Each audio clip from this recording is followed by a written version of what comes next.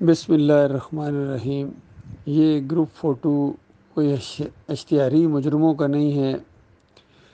بلکہ یہ مذہبی قسم کے لوگ ہیں اور مذہبی کرپشن کے اندر یہ مبتلا ہیں۔ ان میں سے کچھ کو تو میں جانتا ہوں بائی نیم، جس طرح طارق جمیل ہیں، مفتی طارق مسعود ہیں، طاہر القادری ہے، طارق جمیل ہے، لیکن کچھ دوسرے اس میں فوٹو ہیں جن کے نام تو شاید مجھے نہیں آتے، لیکن ان کو میں نے سنا ہوا ہے، ان سب کو میں نے سنا ہوا ہے۔ سوشل میڈیا کے اوپر بہت ایکٹیو ہیں، پرانی داستانیں کہانیاں تو لوگوں کو بہت سناتے ہیں، لیکن موجودہ دور کے جو شرکیہ قصے ہیں، کہانیاں ہیں، آن گراؤنڈ جو شرک ہو رہا ہے امت مسلمہ کے اندر، قبر پرستی کا شرک خاص کر، یہ اس کو اور ہوا دیتے ہیں، پھبکی دیتے ہیں کہ میاں لگے رہو جہاں لگے ہوئے ہو، اور جنت تمہارا انتظار کر رہی ہے، بس ایک اینٹ مسجد میں دے دو یا تھوڑا سا چندہ دے دو یا چلا لگا لو 3 دن کا،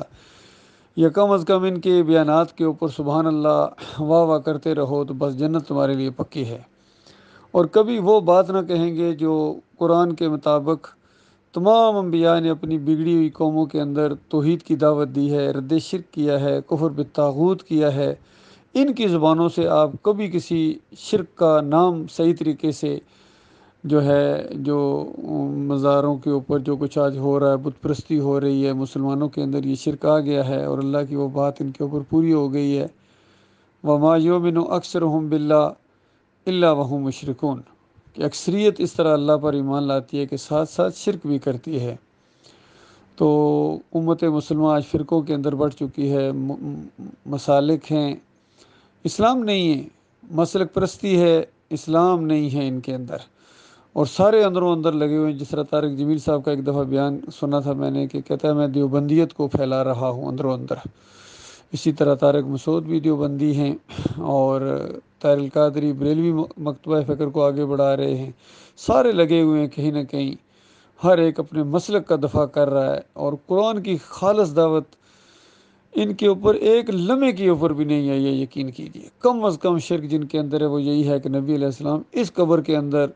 برزخی زندگی گزارے، اس قبر کے اندر برزخی، حالانکہ یہ دنیا ہے، یہ قبر کی جو یہ زندگی ثابت کرتے ہیں انبیاء کی اور شہداء کی، یہ قرآن کا انکار ہے، یہ صحیح حدیث کا انکار ہے۔ موت جب انسان کو آتی ہے، چاہے کوئی ہو، وہ شہداء ہوں، جب تک ان کی روح نہ نکلے اس کو شہید نہیں آپ کہہ سکتے ہیں۔ اگر روح ابھی اندر ہی ہے تو آپ زخمی کہیں گے یا غازی کہیں گے، لیکن جیسی روح نکلے گی تو اس وقت آپ ان کو شہید کہیں گے۔ اور پھر تفصیل کے اندر آیا ہے کہ شہداء جنتوں کے اندر زندہ ہیں، کھاتے ہیں، رزق دیے جا رہے ہیں، جنت کی نہروں پر آنا جانا شروع کر دیا، عرش الہی کے ساتھ ان کی قندیلیں یعنی ان کے محلات ہیں، اور ان کو سبز کالبوں کے اندر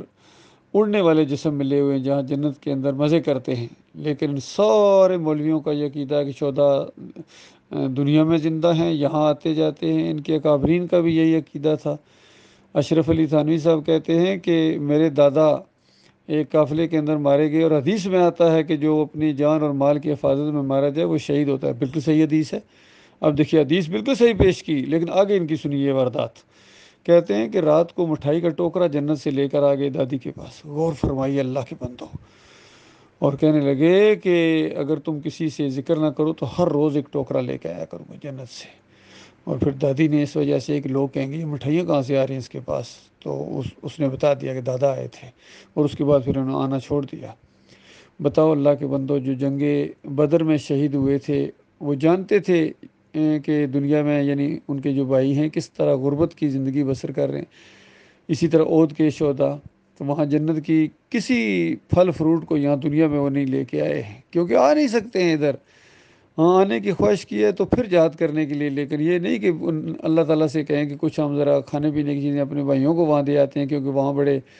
وہ تنگ دستی کی زندگی بسر کر رہے ہیں، معیشت تنگ ہے۔ تو انہوں نے ہر جگہ اس معاملے کو یعنی کفر و شرک کو رواج دیا ہے، قبر پرستی کو رواج دیا، سارے یہ بالکل یہ مذہبی مجرم ہیں، کرپٹ ہیں مذہبی، ان میں سے سارے اجرت کے قائل ہیں۔ نماز پڑھانے کے پیسے لینا، اذان دینے کے پیسے لینا، دین کو ایک کاروبار کی حیثیت سے، اور عام جو شرک ہو رہا ہے قبروں کے اوپر آستانوں کے اوپر، کبھی کسی کے منہ سے یہ بات نہیں نکلی کہ علی جویری کی قبر پر جانا شرک ہے، چادر چڑھانا شرک ہے، عرس اور میلے کرنا شرک ہے۔ اور چاہے دوسرے علماء بھی جن کے فوٹو اس کے اندر نہیں ہیں، فضل الرحمان ہوں یا اور قاری خلیل الرحمان ہوں، منور سلطان ہوں، سارے مولوی پھیلے ہوئے ہیں، امت کو شرک کے انجیکشن دیتے ہیں کہ سجدہ تعظیمی ہوا ہے، اندازہ لگے سجدہ تعظیمی سب کا عقیدہ ہے کہ خاندان یعقوب علیہ السلام نے یوسف علیہ السلام کو سجدہ کیا تھا،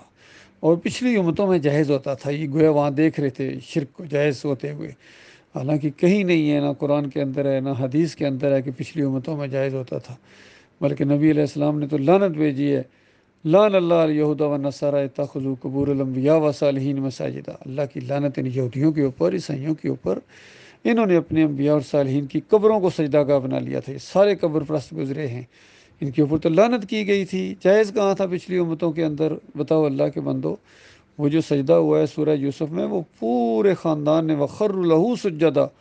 وہ پورے کے پورے گر پڑے اللہ کے لیے، لہو کی ضمیر اللہ کے لیے ہے، اور وہ شکر گزاری کا سجدہ تھا، اور اس خاندان کے اوپر جو اللہ نے رحمتیں اور برکتیں کی، اس وجہ سے انہوں نے اللہ کو سجدہ شکر کیا تھا، یوسف علیہ السلام کے ملنے کے اوپر، پریشانیوں کے دور ہونے کے اوپر، شیطان کا وال ارل دیا گیا، اور اس طرح خواب کی وہ تعبیر عملی طور پر سامنے آئی، یہی انداز ہوتا ہے تعبیر کا۔ تو بہرحال ان میں سے جتنے یہ گروپ فوٹو ہے یہ سارے مولوی ہیں، یقین چاہے بڑے الفاظ لچھے دار ان کی تقریروں پر نہ جانا، یہ تو میں جہنم کی آگ کا ایندھن بنا دیں گے، یہ خاص کر مفتی طارق مسعود جو ہے اپنی اصل مسخرے قسم کے سوالوں کے جواب دیتے ہیں، ہنساتے ہیں لوگوں کو، اور عجیب قسم کی فحاشی کا بھی ان کا انداز ہے۔ طارق جمیل کا تو کہنا ہی کیا، قصے کہانیاں جھوٹے جو بھی قصے ہیں شرکیہ واقعات فضائل اعمال کے اندر، وہ بس یہ سناتے رہتے ہیں۔ اور طاہر القادری کا تو کہنا ہی کیا، یہ تو کہتا ہے کہ نبی علیہ السلام معراج کی رات جب گئے تو بشریت دنیا میں چھوڑ گئے، نورانیت کا لباس لے کر آگے گئے تو نورانیت کا لباس بھی اتار دیا، پھر اور اوپر جب گئے تو پھر جب ملاقات ہوئی تو پھر کچھ نہ پوچھو، ایک جو ایک نو دوجا کر جانے او کافر تے مشرک ہے، اندازہ لگائی، اس طریقے سے انہوں نے شرک کو جواز فراہم کیا، نور میں نور اللہ کے عقیدے کو پھیلایا، انہوں نے جہالت کے انہوں نے ہر دروازے کو کھولا، اور شرک کے ہر دروازے میں یہ داخل ہوئے ہیں۔ اللہ تعالیٰ ان کے شر سے امت مسلموں کو بچائے۔ یہ اصل میں رکاوٹ ہیں، یقین کی یہ مولوی اور یہ پیر اور یہ سیاسی لوگ، یہ سارے انہوں نے مل کے اللہ کے دین کو بدلی کر دیا ہے، یقین کیجیے۔ ضرورت اس بات کی ہے کہ اللہ کے بندے اٹھیں، توحید کی دعوت دیں، وہ کام کریں جو آخری نبی محمد صلی اللہ علیہ وآلہ وسلم نے کیا ہے، سارے انبیاء نے یہی کیا ہے، توحید کی دعوت دی ہے، چاہے 950 سال کا دور ہو نوح علیہ السلام کا، صبح شام کی دعوت تھی، ان اعبدوا اللہ واجتنبوا الطاغوت، اور ان اعبدوا اللہ یا قوم اعبدوا اللہ ما لکم من الہ غیرہ، اس طریقے سے کہ اللہ کی بندگی کرو، اس کے علاوہ تمہارا کوئی اور نہیں ہے، داتا دستگیر مشکل کشا حاجت روا غریب نواز کوئی اور نہیں ہے۔ تو کہیں فرمایا کہ اللہ کی بندگی اور طاغوت کا انکار کرو، جو انہوں نے یہ سر اٹھایا ہوا اللہ کے مقابلے میں، ان کو نیچے کرو، ان کو نہ پکارو، ان کی 11ویں نہ دو، ان کی 12ویں میلاد نہ کرو، 10 محرم کے یہ سبیلیں شربت نہ بانٹو، یہ غیر اللہ کی نظر و نیاز ہے، قبروں کے اوپر ان نامراد مقبروں کے اوپر اور گنبدوں کے اوپر یہ چادریں چڑھانا، عرس اور میلے کرنا، چڑھاوے چڑھانا، بکرے وہاں منتیں مانگنا، یہ شرک ہے، کفر ہے، بت پرستی ہے۔ اللہ تعالیٰ غور و فکر کرنے کی توفیق عطا فرمائے۔